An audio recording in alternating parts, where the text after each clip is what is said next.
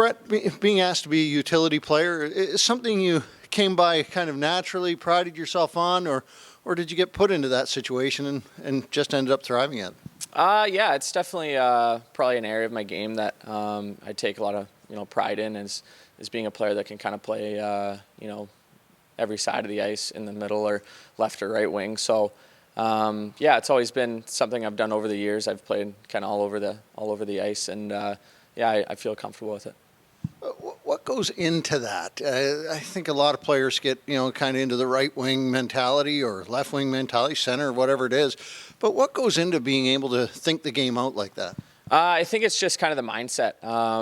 The last couple of years being up and down in the American League, the NHL, it's, you got to be adaptable when, when they need a guy and depending on certain situations. So it's something that, as a young guy, they can, maybe learn from, being expendable and being able to play different roles. So that's maybe just something I've learned over the years.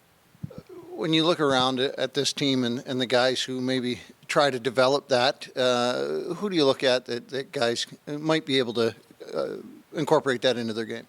Some guys that even have, like I look at Stever.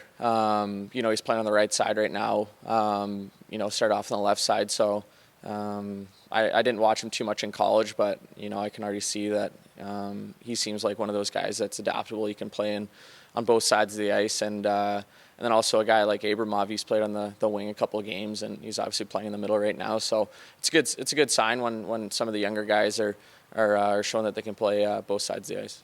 So what's the most difficult thing about trying to make those switches? Yes, especially if it's mid-game switches. If you're tired, maybe your mind starts to go a bit. So it's just recognizing on the ice. And two, it depends on the system. Sometimes if you're last guy back in the zone, maybe you got to play the right side. So it doesn't necessarily happen every game, but there's definitely times when, you kind of got to check yourself and make sure that, you fill in that open spot.